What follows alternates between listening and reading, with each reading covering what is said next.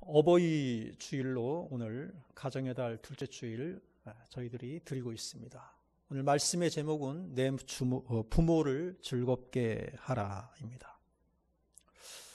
한국의 기독교 초기의 역사를 보게 되면 기독교에 대한 많은 박해가 있었는데요. 그 박해 중에 한 가지가 어디에 있었느냐 하면은 기독교가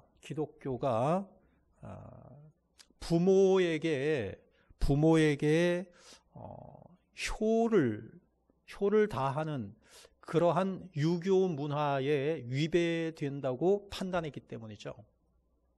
우리나라는 이씨조선, 그 조선시대가 불교를 억압하고 그러면서 숭유, 유교를 이렇게 앞세우는 그러한 그 분위기가 있었기 때문에 엄청나게 효를 강조를 했습니다. 살아서 절대적으로 부모에게 지극정성으로 섬기는 삶. 그 다음에 이제 부모가 죽어서도 49제니 아니면 3년 상이니, 그래서 3년 동안 양반이면 무덤에서 살았어야 했단 말이죠. 그런데 기독교가 들어와서 부모에게 절하는 것, 제사 드리는 것은 이것은 우상숭배다라고 금하니까 이 세상에 이런 종교가 다 있냐, 이렇게 해서 엄청나게 이 기독교에 대한 박해가 있었습니다. 그런데 여러분들이 잘 아시겠지만 우리 기독교는 효를 무시하는, 강조하지 아니하는 그러한 종교가 아닙니다. 10계명의 그 부모를 공경하라는 말씀이 10계명 가운데 5번째 계명이 나오잖아요. 첫 번째에서부터 네 번째까지의 계명은 위에 계신 하나님께 대해서 우리가 이렇게 해야 된다, 그것을 말씀하고 있고, 나머지 5째 계명부터 10번째 계명까지의 6가지 계명은 땅에 있는 내가 아닌 다른 사람에게 내가 어떤 마음가짐으로 대해야 하느냐, 인간관계에 대해서 말씀하고 있는데, 그 첫 번째가 5째 계명이란 말이죠. 인간관계의 첫 번째 계명이 뭐냐면은 부모를 공경하라는 계명이라는 거죠. 그 정도로 강조하고 있다는 것이죠. 한번 우리가 읽어보겠습니다. 출애굽기 20장 12절. 내 부모를 공경하라. 따라해 보세요. 내 부모를 공경하라. 그리하면 내 하나님 여호와가 내게 준 땅에서 내 생명이 길리라 그랬어요. 부모를 공경하면 이 땅에서 우리의 생명이 길리라. 장수의 복을 하나님께서 주시겠다고 말씀하여 주시고 있는 것이죠. 그 부분뿐만이 아니라 구약과 신약을 넘나들면서 부모를 향하여서 우리가 어떤 자세로 대해야 되느냐라는 것이 곳곳에서 말씀하여 주시고 있어요. 부모를 공경하여 말씀에 순종해야 할 것을 곳곳에서 말씀해 주고 있다는 거죠. 그러면서 기독교에서는 하나님을 뭐라고 부르느냐? 아바, 아버지. 하나님을 뭐라고 불러요? 아바, 아버지. 다시 말해서 부모 자식과의 관계에서 내가 하나님의 자녀라는 거예요. 하나님의 자녀로서 우리는 하나님께 아버지라고 부른다는 거죠. 여러분들 기도할 때 아버지, 그렇게 기도하는 거예요.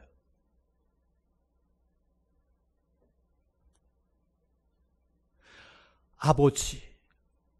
하나님을 우리는 아바, 다시 말해서 아버지라고 부른다는 거예요. 부모와 자녀의 관계로 설정하고 자녀가 부모에게 기도하는 형식을 빌어서 우리가 하나님께 엎드린다라고 하는 것입니다. 그러니까 이 땅에서 자녀들이 부모를 대하는 태도를 보면 그 사람이 하나님을 어떤 자세로 대하는가라는 것을 우리가 알 수 있다. 부모를 대하는 그 사람의 마음가짐과 태도를 보면 하나님을 어떤 자세와 마음가짐으로 하나님을 대하느냐 하는 것을 우리는 알 수 있다는 거죠. 보이는 부모님을 사랑하는 자가 보이지 않는 하나님도 사랑할 수 있고, 내 육신의 부모를 잘 섬기는 자가 내 영의 아버지이신 하나님을 잘 섬길 수 있다라고 하는 것이죠. 그것을 성경 곳곳에서 강조하고 또 반복하고 있다라는 것을 우리는 알 수가 있습니다. 자, 그러면은 우리가 부모를 향하여서 어떤 자세로 섬겨야 되는가라는 것을 알아보도록 하겠습니다. 첫 번째입니다. 한번 읽어보십시다. 시작. 부모에게 청종해야 합니다. 오늘 본문이 22절이죠. 잠언 23장 22절부터인데요. 22절을 한번 보시죠. 읽어요. 시작. 너를 낳은 아비에게 청종하고 내 늙은 어미를 경히 여기지 말지니라. 여기서 이제 청종하고, 청종이라는 말은 청은 듣는다라는 의미고요. 그 다음에 종은 따른다, 쫓는다, 이런 의미를 가지고 있습니다. 그러니까 부모에게, 아비에게 너를 청종하라는 말은 부모님의 말씀을 잘 듣고 그대로 순종해라 라는 의미를 가지고 있어요. 그러니까 청종이라는 말은 순종이라는 말과 크게 다르지 않아요. 거의 같은 의미로 생각하시면 되겠습니다. 그러니까 부모님 말씀에 귀 기울이고 그 부모님이 하신 말씀의 의미가 무엇인지를 잘 생각해서 그대로 살아가라. 이것이 바로 청종하라는 말의 의미다, 이런 얘기죠. 신명기 21장 18절 이하를 보게 되면 부모의 말을 순종하지 않으면 부모는 어떻게 해라? 부모의 말을 안 들어, 자식이. 그러면 어떻게 하라? 징계해라. 성경 말씀이에요. 징계해라. 징계하라는 말은 다르게 얘기하면 이거예요. 따끔하게 혼내줘야 된다.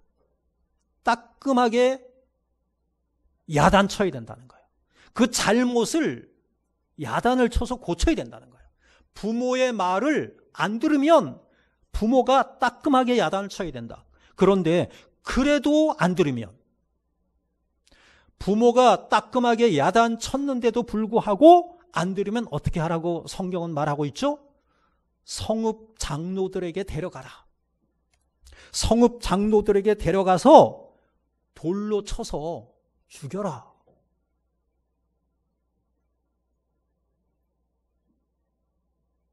데려가는 사람이 있을까요, 없을까요?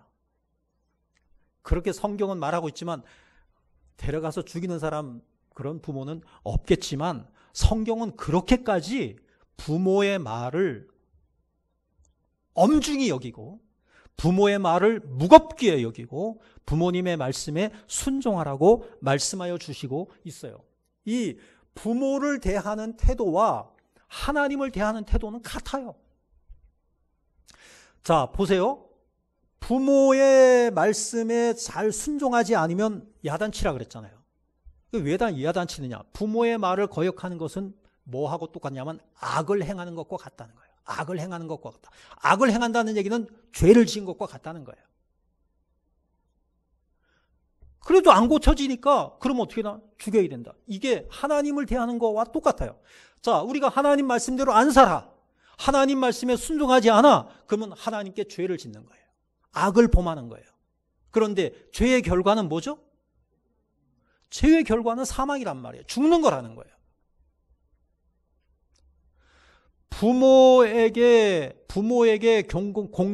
부모를 공경하지 않는 것은 하나님을 공경하지 않는 것과 일반으로 성경은 우리에게 가르쳐주고 있다는 거예요. 에베소서 6장 1절. 다시 말해서 신약 성경입니다. 신약에서도 이렇게 말합니다. 자녀들아 주 안에서 너희 부모에게 순종하라. 이것이 옳으니라. 좀 부드러워졌죠. 골로새서 3장 20절에서도 자녀들아 모든 일에 부모에게 순종하라. 이는 주 안에서 기쁘시게 하는 것이니라. 자녀가 부모에게 해야 할 첫 번째가 뭐냐? 순종이다. 성경은 우리들에게 강조하고 있습니다. 왜 그럴까요? 이유가 뭘까요?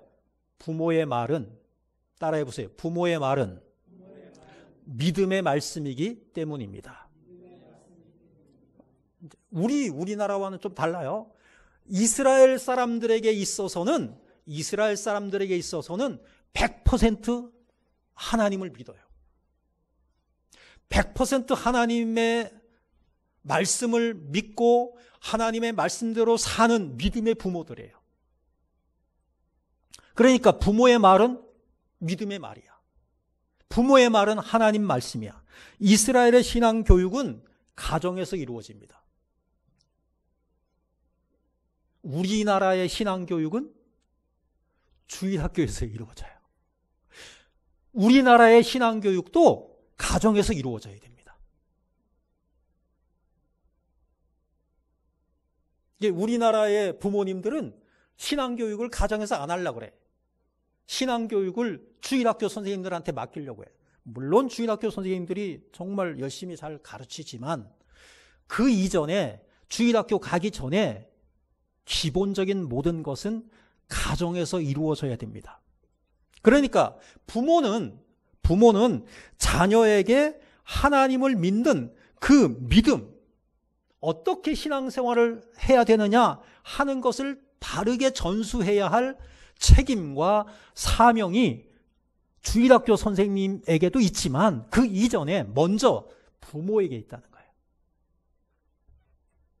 신명기 6장 6절에서 7절 레마의 말씀인데요. 굉장히 중요하고 강조해도 부족하지 않은 말씀인데요. 같이 한번 읽겠습니다. 자, 시작. 오늘 내가 내게 명하는 이 말씀을 너는 마음에 새기고 내 자녀에게 부지런히 가르치며 집에 앉았을 때든지 길을 갈 때든지 누워 있을 때든지 일어날 때든지 이 말씀을 강론할 것이며, 부지런히 가르쳐야 되고 또 어떻게 해야 되느냐? 강론해야 된다. 누구에게? 부모가 자녀에게. 항상. 자, 항상이야. 왜? 집에 앉았을 때든지 길을 갈 때든지 누워 있을 때든지 일어나 할 때든지 때와 시를 막론하고 언제 어느 곳에 있든지 부모는 자녀에게 하나님의 말씀을 가르치는 것을 게을리해서는 안 된다. 이게 부모에게 주어진 책임이고 사명이다. 우리나라의 부모들은 뭐 하는데 바쁘냐 하면은 세상 교육하는데 바빠요. 세상 교육하는데. 신앙은 뒷전이야. 신앙이 먼저인데. 신앙이라고 하는 그 기초 위에 다른 교육을 시켜야 되는데 신앙이라고 하는 기초는 무시해버리고 세상 교육만 하려고 한단 말이에요.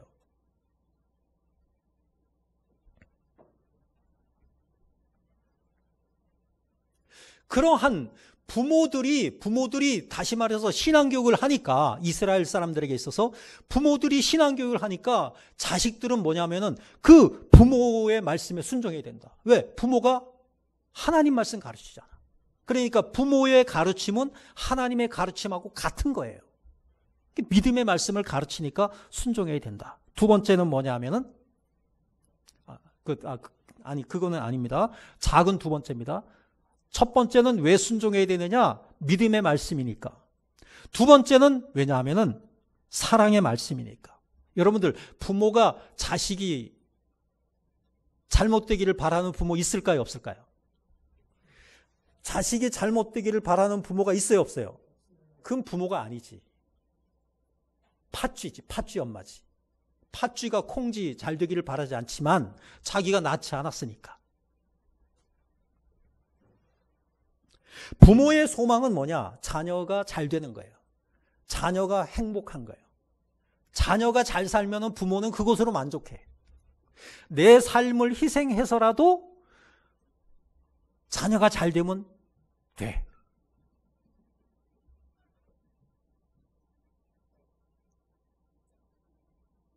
자녀가 잘 되는 것이 내가 잘 되는 것보다 더 기뻐, 더 좋아. 자녀가 행복한 것이 부모가 행복한 거야. 왜? 자녀를 사랑하기 때문이에요. 예, 자녀를 부모만큼 사랑하는 사람이 세상에 있어요, 없어요?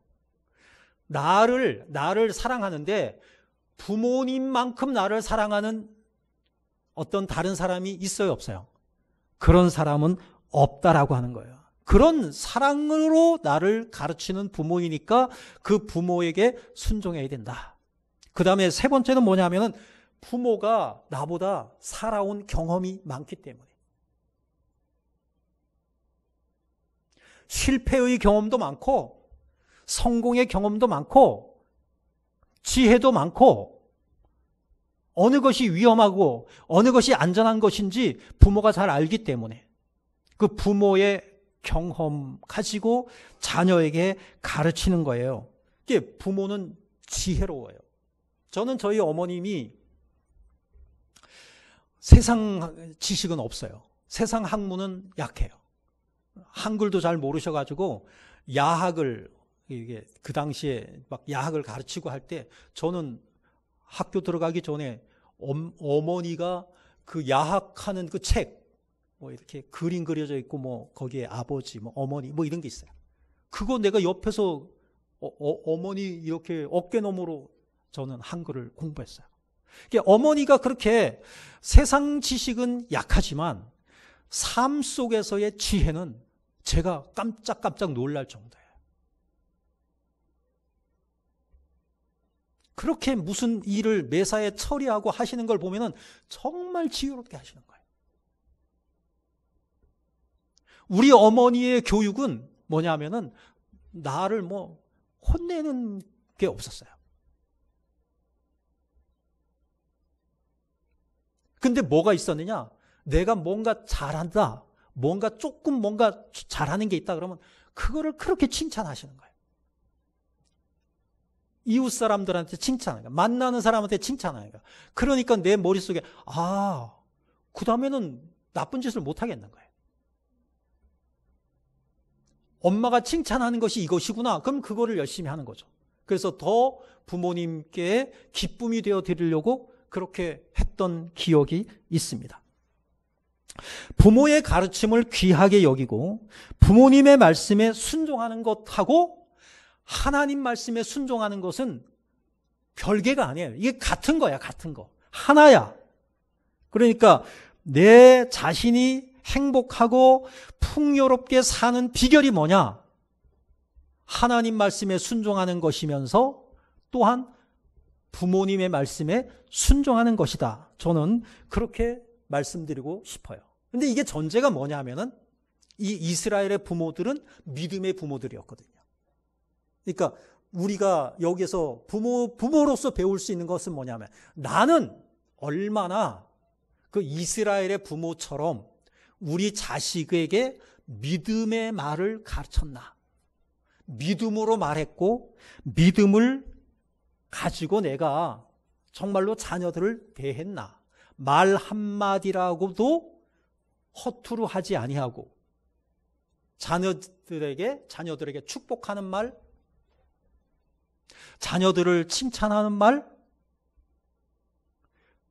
너는 정말 하나님께서 사랑하시는, 하나님께서 복 주시는 그러한 믿음의 자녀고 너는 하나님께서 책임져 주실 것이고 너는 잘 될 수밖에 없어 라고 시때때로 생각날 때마다 여러분들이 그렇게 자녀에게 말 한마디라도 해주시기를 주님의 이름으로 축복합니다. 자녀들에게 믿음을 전수하기 위해서 노력해야 되는 거예요. 자녀들에게 믿음으로 양육하기 위해서 기도해야 되는 것이에요. 그럴 때 여러분의 자녀들이 믿음 안에서 무럭무럭 성장할 줄로 믿습니다. 두 번째입니다. 첫 번째는 청종해야 된다. 부모의 말씀에 청종해야 된다. 두 번째는 뭐냐면은 읽어요. 시작. 부모를 존경해야 된다. 자녀된 입장에서 어떻게 해야 되느냐? 부모님의 말씀에 청종해야 돼요. 그 다음에 두 번째는 부모를 존경해야 된다는 거죠. 22절 다시 한번 보겠습니다. 읽어요. 시작. 너를 낳은 아비에게 청종하고 내 늙은 어미를 경히 여기지 말지니라. 경히 여기지 말지니라. 이 경히 여긴다라는 여기 경히 이 말씀을 찾아보니까 어원이 뭐냐면은 타부주예요. 타부주. 이것은 뭐냐면 멸시한다. 경멸한다. 부모님을 멸시하고 부모님을 경멸하는 이것은 자녀로서 취해야 할 태도가 아니다. 이런 말 하면 안 돼. 부모에게. 속으로라도 이런 말 하면 안 돼. 부모가 돼갖고 나에게 해준 게 뭐가 있어?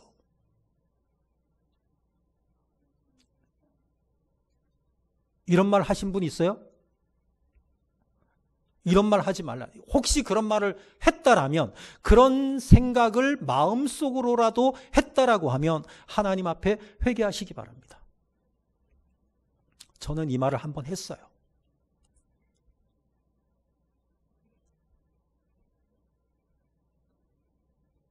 그것을 내가 언제 깨달았느냐? 하나님 믿고 나서 깨달았어.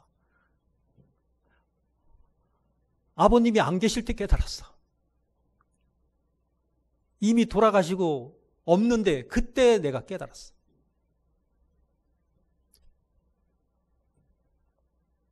근데 2월 달인가?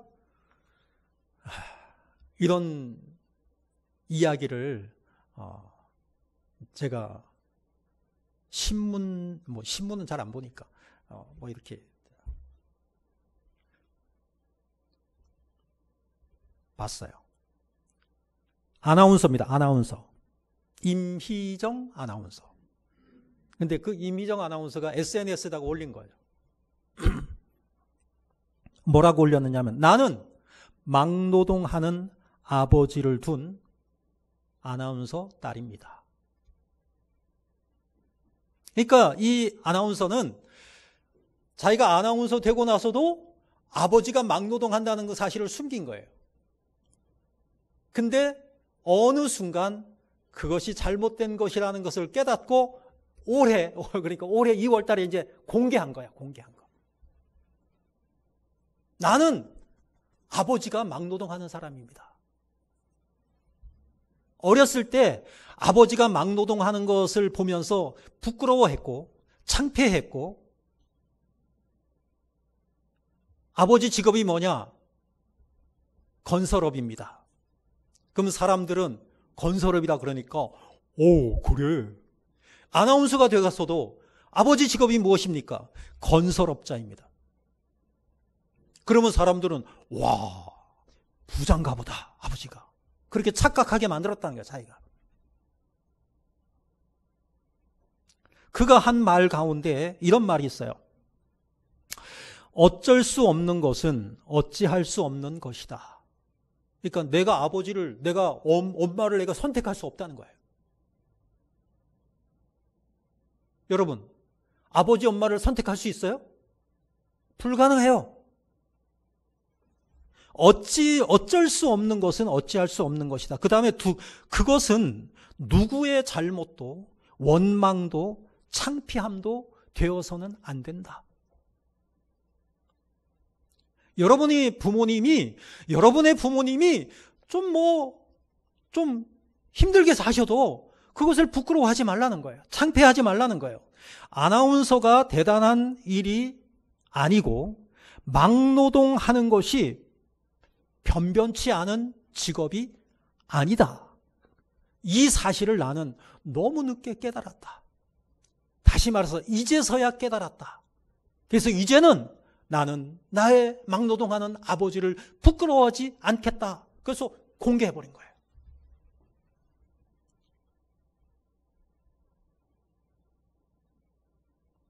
저는 그것을 읽고 그때 많은 것을 느꼈는데, 그리고 이제 지나간 거죠. 근데 어버이날이 돼가지고 생각이 난 거예요. 그래서 다시 검색을 해갖고 찾은 거예요. 여러분, 여러분의 부모님을 자랑스럽게 여기시기를 주님의 이름으로 축복합니다. 미국에서 어떤 한 사람이 다이제스트에다가 글을 올린 거예요. 이것은 내가 예수 믿고 나서 얼마 안 돼서 읽은 거야. 아주 까마득하게 오래된 거야. 근데 내 머릿속에 탁 남아있는 거예요. 왜? 내가 잘못했기 때문에. 자기는 아버지가 자랑스럽지 못했던 거야. 그냥 아버지가 아버지 노릇 제대로 못했겠지. 그러니까 아버지하고 헤어져 살아. 어디 사는 건 알아. 근데 아버지한테 연락도 안 하고, 아버지를 아버지라도 여기지 아니하고, 왕래도 하지 않고 그런 거예요. 근데 성경을 읽는 거예요. 성경을 읽는데 뭐냐? 내 부모를 뭐하라? 공경하라 라는 이 말씀을 딱 읽는데, 그 부모를 경외하라, 부모를 공경하라 할 때 그 부모 앞에 다른 수식어가 없어요. 다른 형용사가 없어. 너의 부모가 훌륭하면 공경해라, 이 말이 없단 말이에요. 그냥 너의 부모라는 이유로 공경해야 된다는 거예요. 왜 그럴까요? 그걸 깨달은 거예요, 그 사람이. 그래갖고는 즉시 아버지한테 연락하고, 아버지 제가 잘못했어요. 그리고는 비행기 타고 아버지에게로 갔다는 거예요. 즉시. 그게 다이제스트에 나와 있더라고요. 부모가 세상적으로 많은 사람들이 존경하고 이런 부모 좋겠지. 근데 그렇지 못한 부모라고 하더라도 나를 낳아주었다는 이유 하나만으로도 그분은 공경의 대상이 되어야 된다. 이것이 하나님의 가르침이라는 거예요. 아멘? 왜? 그 부모가 없으면 내가 어떻게 존재해? 하나님 때문에 내 영혼이 존재하는 것처럼 부모님 때문에 내 육신이 존재하는 거란 말이에요. 우리나라에도 이런 말 있잖아요. 두 분 곧 아니시면, 그 다음에 뭐죠? 아버지 어머니 아니시면, 두 분 곧 아니시면 이 몸이 살았을까? 부모님이 나를 낳으시고 가난한 가운데서도, 없는 가운데서도 진자리 마른 자리 갈아 누이시고 나를 보호해 주셨으니까, 나를 먹여 주셨으니까, 부모님 먹고 싶은 거 못 먹고 나에게 그렇게 해 주셨으니까 내가 존재하고 있잖아요. 그래서 부모는 공경의 대상이 되어야 된다는 거죠. 신명기 5장 16절을 한번 읽어보겠습니다. 시작. 너는 내 하나님 여호와께서 명령한 대로 내 부모를 공경하라. 그리하면 내 하나님 여호와가 내게 준 땅에서 내 생명이 길고 복을 누리라 그랬어요. 이 부모를 공경하는 것이 5번째 계명이고 인간관계의 첫 번째 계명인데, 약속이 있는 첫 계명이라고 그래요. 약속이 있다. 무슨 약속이 있느냐? 부모를 공경하면 2가지 복이 있어. 부모를 공경하면 하나님께서 어떻게 해주시느냐? 내게 준 땅에서 내 생명이 어떻고? 길고 복을 누리리라 그랬어요. 장수의 복과 그 다음에 복을 누리는 그러한 복을 하나님께서 약속하고 계신다. 그것이 바로 뭐냐? 부모를 공경하라고 하는 것이었어요. 레위기 19장 3절에서는 이렇게 말씀하고 있습니다. 읽어요. 시작. 너희 각 사람은 부모를 경외하고 나의 안식일을 지키라. 나는 너희의 하나님 여호와이니라 그랬어요. 여기서 부모를 경외하라 그랬는데, 이 경외의 원어가 야레인데, 이 경외가 바로 뭐냐면 두려워해야 된다는 거예요. 그리고 존경해야 된다는 거예요. 두려움과 존경. 부모님을 두려워할 줄 알아야 돼요. 그리고 이 경외라고 하는 이 단어는 누구에게 쓰는 거냐? 성경에서는 아무에게다 쓰지 않아요. 경외라고 하는 단어는 어디에 써요? 하나님. 하나님이 경외의 대상이에요. 부모님이 경외의 대상이에요. 또 한 가지가 더 있는데 그것은 왕입니다. 왕. 왕도 경외하라. 우리 믿음의 사람들은 대통령을 향해서 함부로 비난할 필요는 없어요. 함부로 비난하지는 말아야 돼요. 뭐 잘못해도 뭐 잘못할 수도 있지 뭐. 사람인데. 내가 대통령 되면 내가 뭐 100% 잘하겠어요?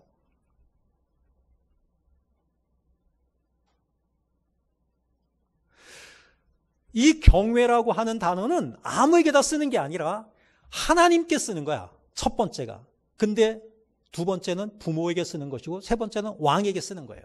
그러니까 이스라엘 백성들이 뭐 다윗 왕 하면 다윗 왕을 경외했다는 거죠.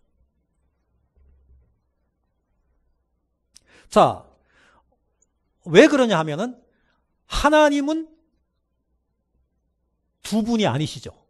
하나님은 한 분이시죠. 유일한 하나님이시죠. 창조주이셔요. 그리고 이 세상 모든 것을 다스리시는 주권을 가지고 계셔요. 그 하나님은 경외의 대상입니다. 부모님 보시죠. 부모님은 어때요? 한 분이셔요. 여러분들 부모가 둘이면 되겠어요? 안 되겠어요? 아버지가 둘이면 돼요? 안 돼요? 엄마가 둘이면 돼요? 안 돼요? 아니잖아요. 한 분이 유일해.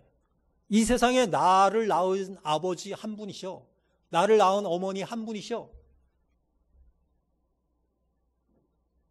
창조주. 다시 말해서 나를 만드신 거야. 두 분 아니시면 나는 이 세상에 존재할 수 없어. 그리고 두 분이 나의 주인이나 마찬가지야. 그렇게 나를 지극정성으로 보살펴 주셨고 나를 지켜보고 계시고 나를 후원하고 계시고 나를 위해서 기도하고 계셔. 그분이 바로 경외의 대상이라고 하는 것입니다.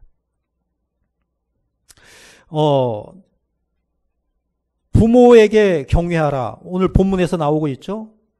그 다음에 여호와와 왕을 경외하라. 잠언 24장에 나와 있습니다. 여호와와 왕을 경외하라. 하나님에게 주로 사용하고 부모에게 사용하고 있고 왕에게 사용하고 있는 이 경외라는 말은 그 정도로 부모님은 자녀들에게 존중받아야 할 존재다라는 것을 우리들에게 말씀하여 주시고 있어요. 우리 부모가 세상에서 인정을 받고 그 다음에 높임을 받고 있기 때문에 존경하는 것이 아니고 부모가 많은 지식을 가지고 있고 많은 돈을 가지고 있기 때문에 존경하는 것도 아닌 거예요. 그냥 그 부모가 부모 자체이기 때문에 우리는 부모를 존경해야 된다는 거예요. 나를 사랑하시고 나를 위해서 많은 것을 포기하시고 나를 향하여서 헌신을 아끼지 아니하시는 그 부모를 향하여서 부모가 없이는 오늘의 내가 존재할 수 없기 때문에 그 부모를 향하여서 인정해주고 부모를 존경해야 되는 것이다 라고 하는 것입니다. 여러분들이 지금까지 부모를 어떻게 생각해 왔는지라는 것을 한번 생각해 보시기 바랍니다. 여러분의 부모를 정말로 높이 평가하고 계시고 감사하는 마음을 진심으로 가지고 계시고 부모님을 인정하면서 살아왔는지를 한 번쯤 돌아보시기 바라고요. 오늘 하나님께서 말씀해 주신 것은 뭐냐면은 이거예요. 하나님을 경외하는 것과 부모를 경외하는 것은 별개가 아니다. 하나님을 경외하는 것처럼 부모를 경외하라. 이렇게 우리에게 가르쳐주고 있다는 것이죠.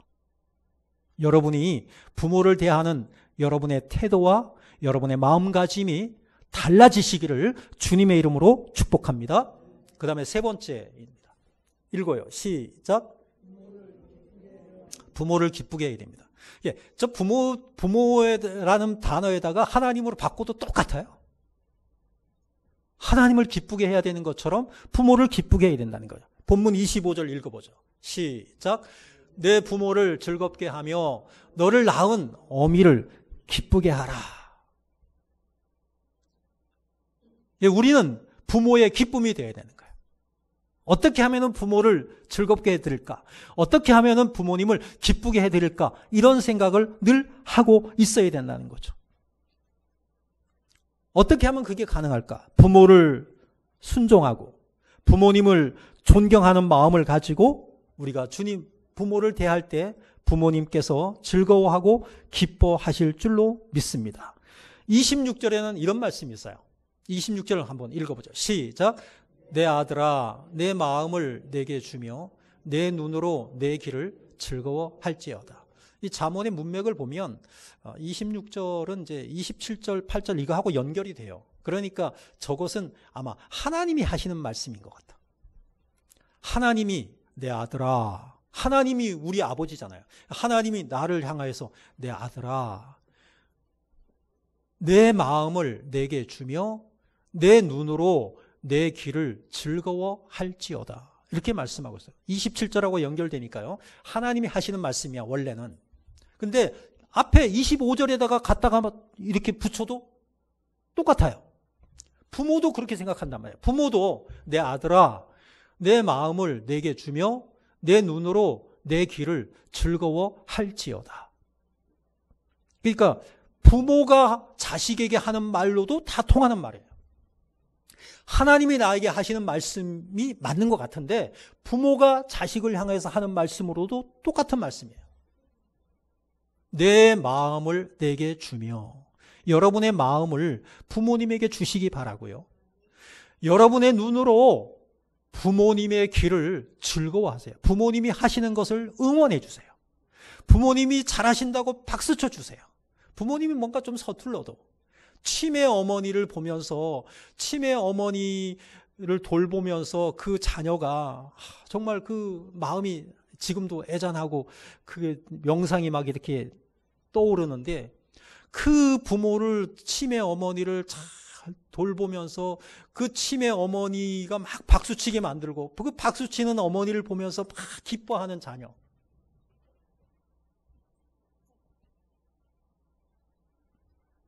그런 부모의 기쁨이 나의 기쁨이고 또 내가 잘 되는 것이 또 부모의 기쁨이고 그런 것들이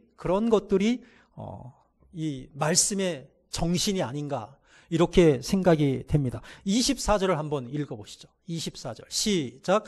의인의 아비는 크게 즐거울 것이요 지혜로운 자식을 낳은 자는 그로 말미암아 즐거울 것이니라. 의인의 아비, 여러분들이 의인으로 사는 거예요. 그러면 아버지가 얼마나 즐거워할까. 여러분이 바르게 살면, 여러분이 하나님 말씀 따라서 정말로 이 세상에서 유익한 삶을, 많은 사람들에게 유익한 삶을 살면 부모가 얼마나 즐거워할 것인가. 지혜로운 자식을 낳은 자는 그로 말미암아 즐거울 것이니라. 자식이 잘 되는 거 보면서 부모는요 정말 보람을 느껴요.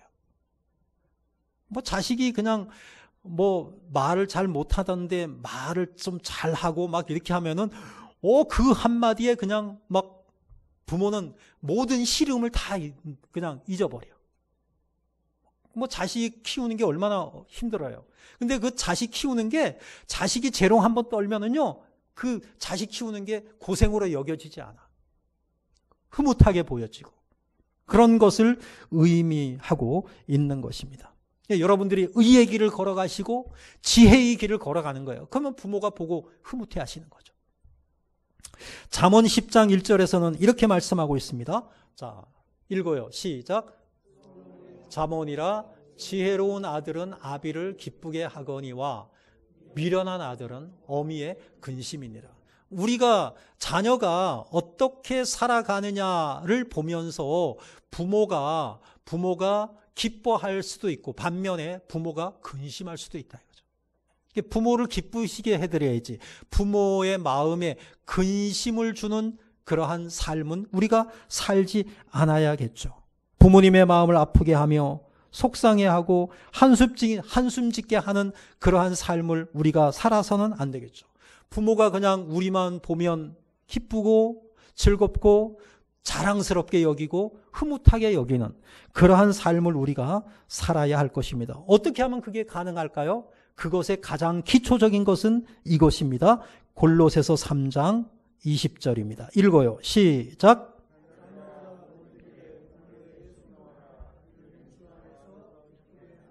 부모에게 순종하는 것이 부모님을 기쁘게 하는 비결이다라고 하는 거예요.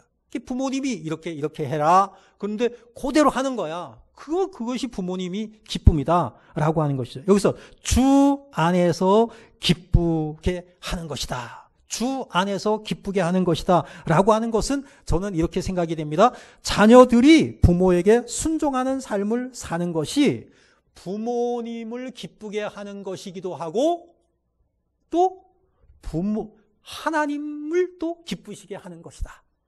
부모를 기쁘게 하는 것과 하나님을 기쁘게 하는 것은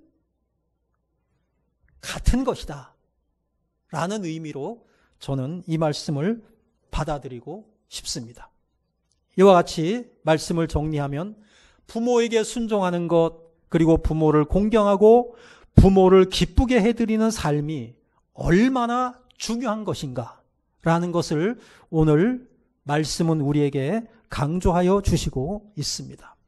하나님을 경외하는 것처럼 부모를 경외해야 한다고, 하나님을 경외하는 것과 부모를 경외하는 것은 별개가 아니고 같은 것이라고 그렇게 오늘 말씀은 우리에게 가르쳐 주고 있습니다.